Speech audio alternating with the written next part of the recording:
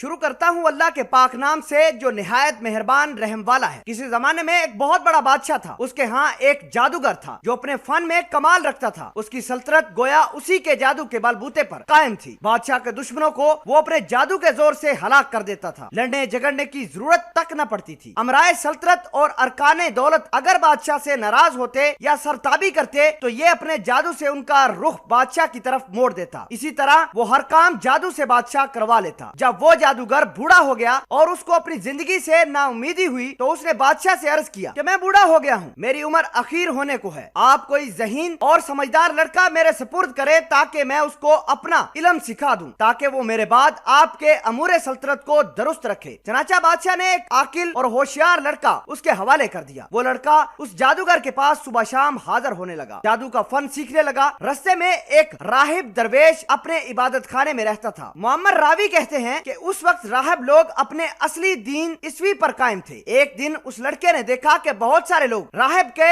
عبادت خانے سے نکل رہے ہیں۔ لڑکے نے معلوم کیا کہ یہاں کون رہتا ہے۔ لوگوں نے بتایا یہاں ایک عابد راہب رہتا ہے۔ یہ سن کر وہ لڑکا اس راہب کے پاس جا پہنچا، اس کی باتیں سنی۔ راہب کی باتوں نے اس لڑکے کا قلب متاثر کر دیا۔ راہب نے اس لڑکے کو دین حق اور توحید کی تعلیم دینا شروع کی تو وہ لڑکا ایمان لے آیا۔ یہ لڑکا جادوگر کے پاس جاتے ہوئے رستے میں راہب کے پاس ٹھہر جاتا۔ دیر ہو جانے کی وجہ سے جادوگر اس لڑکے پر غصہ ہوتا تھا، زد و کوب کرتا۔ لڑکا کہہ دیتا کہ مجھے گھر میں دیر ہو گئی تھی۔ آخر جادوگر نے بادشاہ کے پاس لڑکے کی شکایت کی۔ بادشاہ نے لڑکے کو تائید کی کہ ساحر کے پاس سویرے سویرے پہنچ جایا کرو۔ اس کے درباریوں نے کہا کہ یہ لڑکا صبح سویرے گھر سے آتا ہے، رستے میں دیر کرتا ہے۔ تو بادشاہ اور ساحروں نے یہ خیال کیا کہ شاید کھیل کود میں لگ جاتا ہوگا، اس لیے دونوں نے لڑکوں کو خوب تنبیہ کی، لیکن لڑکا درویش کے پاس جاتا رہا۔ ایک دن لڑکا راہب کے پاس سے بادشاہ کی طرف جا رہا تھا، کیا دیکھتا ہے کہ کسی مہلک جانور نے رستہ روک رکھا ہے، لوگ ادھر ادھر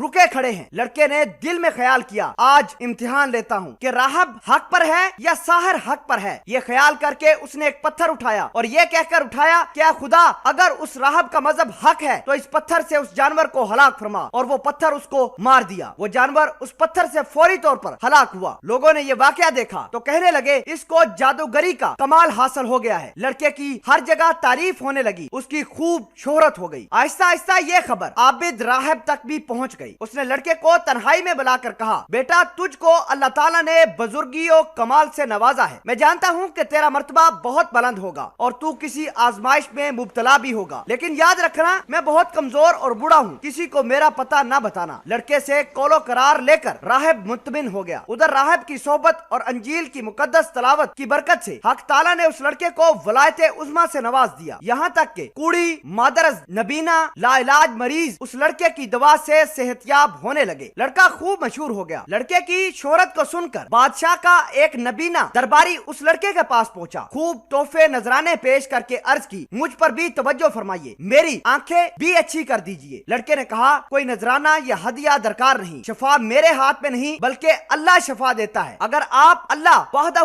لا شریک پر ایمان لائیں اور شرک و بت پرستی سے توبہ کر لیں تو میں اللہ سے دعا کروں گا پروردگار عالم آپ کی بینائی واپس عطا فرما دیں گے۔ وہ اندھا اسی مجلس میں مشرف با ایمان ہوا اور لڑکے نے دعا کی، اس کی آنکھوں میں روشنی آ گئی۔ معمول کے مطابق جب یہ شخص بادشاہ کی مجلس میں حاضر ہوا تو بادشاہ کو اس کی بینائی پر تعجب ہوا۔ اس سے معلوم کیا کہ میری مملک کے تمام معالج تیری آنکھوں کی بینائی واپس نہیں کر پائے، آخر تجھ کو کس نے شفا دی ہے؟ درباری نے کہا میرے پروردگار نے اپنی قدرت سے مجھے بینائی عطا فرمائی ہے۔ بادشاہ نے کہا کیا درباری میرے سوا تیرا پروردگار اور کون ہو سکتا ہے؟ درباری نے کہا میرا آپ کا اور اس ساری کائنات کا پروردگار وہ اللہ ہے جس نے ساری مخلوق کو پیدا کیا ہے۔ بادشاہ غضبناک ہوا، اس نے اپنے درباری کو سخت سزا دی اور پوچھا یہ عقیدہ تجھ کو کس نے سکھایا ہے؟ سختی سے گھبرا کر اس درباری نے لڑکے کا نام بتا دیا۔ بادشاہ نے لڑکے کو بلایا اور کہا کہ تجھ کو میری پرورش اور میری جادوگر کے فیض سے یہ کمال حاصل ہوا ہے۔ لڑکے نے کہا حضور جادوگری سے نہیں بلکہ اللہ کی قدرت مجھ پر موقوف ہو گئی ہے۔ بادشاہ سخت ناراض ہوا اور اس کو کڑی سزا دلوائی اور کہا یہ لڑکا بہت غائب رہتا ہے، معلوم ہوتا ہے کہ کسی جگہ جاتا ہے، وہاں اس کے خیالات بدل گئے ہیں۔ ادھر جادوگر نے بھی دربار میں حاضر ہو کر بادشاہ سے شکایت کی کہ یہ لڑکا مدت سے غائب ہے، میرے پاس تو آتا ہی نہیں۔ بادشاہ نے کہا کہ اس سے سختی سے پوچھا جائے کہ یہ مدت سے کہاں رہا ہے اور کس کے پاس جاتا رہا ہے۔ جب سختی حد سے بڑھ گئی تو لڑکے نے مجبور ہو کر گوشہ نشین عابد راہب کا نام بتا دیا۔ بادشاہ نے راہب کو گرفتار کر کے دربار کے اندر پیش کرنے کا حکم دیا اور کہا اگر تو نے اپنے دین سے نہ پھرے تو میں تجھ کو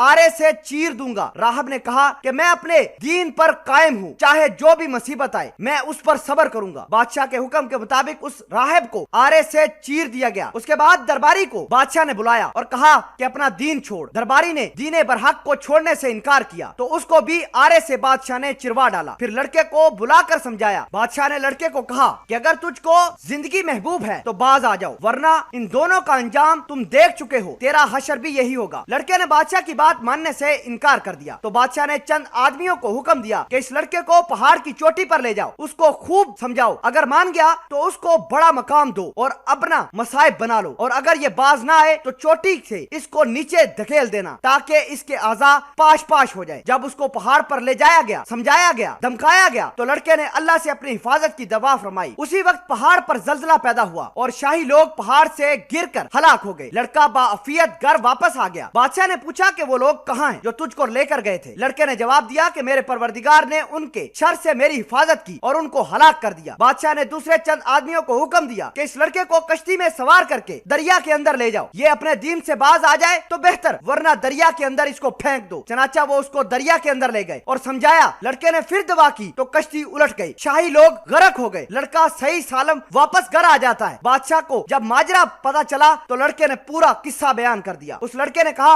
اے بادشاہ تو مجھے مار نہیں سکتا، ہاں تجھ کو میرا قتل ہی مقصود ہے تو میں اس کی ترتیب آپ کو بتائے دیتا ہوں، اگر وہ تدبیر اختیار کرو گے تو تم مجھے مار پاؤ گے۔ بادشاہ نے تدبیر پوچھی تو لڑکے نے کہا اس شہر کے تمام لوگوں کو شہر سے باہر ایک میدان میں جمع کرو اور مجھ کو سولی پر چڑھا دو، ایک تیر اپنا ترکش سے نکال کر کلمہ بسم اللہ ربی حاضل فلم کہہ کر میرے سر پر دے مارو تو میں مر جاؤں گا۔ بادشاہ نے یہی کیا، تیر اس لڑکے کی کن پٹی پر رکھا۔ لڑکے نے اپنا ہاتھ کن پٹی پر رکھ لیا اور یہ کہتا ہوا شہید ہو گیا کہ میں اپنے پروردگار کے نام پر شہید ہو کر کامیاب ہو گیا ہوں۔ اور اس واقعے کو دیکھنے پر تمام لوگوں نے با آواز بلند کہا امنا ربا ہاذا افلم، امنا ربا ہاذا افلم۔ یہ سن کر بادشاہ کے درباریوں نے کہا کہ بادشاہ سلامت، تینوں لوگوں نے آپ کے خلاف بغاوت کی، آپ نے ان کو مار ڈالا، اب یہ سارے کے سارے لوگ جو میدان کے اندر جمع ہے آپ کے مذہب کے خلاف ہو گئے ہیں۔ یہ سن کر بادشاہ نہایت غضبناک ہوا، شرمندگی سے چلا اٹھا اور خندق کھدوا کر اس میں آگ دہکانے کا حکم دے دیا۔ چنانچہ خندق میں آگ دہکا دی گئی، اس کے کنارے پر ایان سلطنت کرسیاں بچھا کر بیٹھ گئے اور سب کو حاضر ہونے کا حکم دیا اور کرندوں سے کہا کہ سب سے معلوم کرو جو اپنے دین سے نہ پھرے اس کو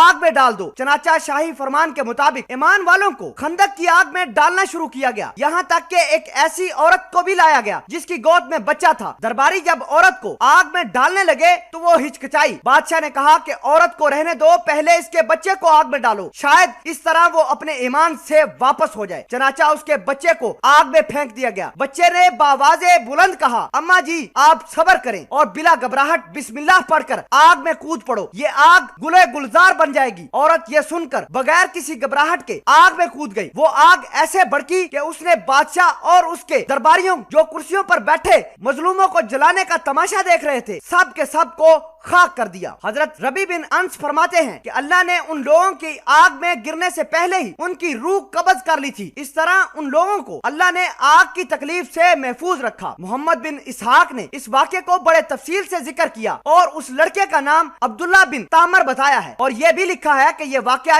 یمن کے شہر نجران میں پیش آیا تھا۔ اس حادثے میں اس ظالم بادشاہ نے تقریباً 20,000 آدمیوں کو آگ میں ڈال کر شہید کیا تھا۔ روایت ہے کہ یہ لڑکا عبداللہ بن تامر جس مقام میں مدفون تھا، حضرت عمر رضی اللہ تعالی عنہ کے زمانہ خلافت میں اتفاق سے کسی ضرورت کی بنا پر وہ زمین کھود لی گئی، اس میں عبداللہ بن تامر کی لاش صحیح و سالم اسی طرح برآمد ہوئی، ٹھیک ویسے ہی اپنی ہاتھ اپنی کن پٹی پر رکھا ہوا تھا۔ کسی دیکھنے والے نے ان کا ہاتھ اس جگہ سے ہٹایا تو خون جاری ہو گیا، پھر وہ ہاتھ اسی جگہ پر رکھ دیا گیا تو عبداللہ بن تامر کا خون بند ہو گیا۔ اس عبداللہ بن تامر کے ہاتھ میں ایک انگوٹھی تھی جس پر اللہ ربی کندہ تھا۔ یمن کے لوگوں نے اس واقعے کی اطلاع فوراً فاروق اعظم حضرت عمر فاروق کو دی۔ جب فاروق اعظم نے جواب میں لکھا کہ اس کو ان کی سابقہ حالت پر انگوٹھی سمیت دفن کرو، چنانچہ ایسا ہی کیا گیا۔ سامعین قدر، اس واقعے سے ہمیں یہ سبق ملتا ہے کہ ایمان پر جب استقامت کے ساتھ انسان ڈٹ جائے تو یقیناً اللہ کی مدد آتی ہے۔ لہذا وقتی آزمائشوں سے نہیں گھبرانا چاہیے، بلکہ ایمانی استقامت کا مظاہرہ کرنا چاہیے، چاہے اس کے لیے جان ہی کیوں نہ دینی پڑی۔ اللہ تعالیٰ اس واقعے سے سبق حاصل کر کے ایمان پر استقامت سے قائم رہنے کی توفیق عطا فرمائے، آمین یا رب العالمین۔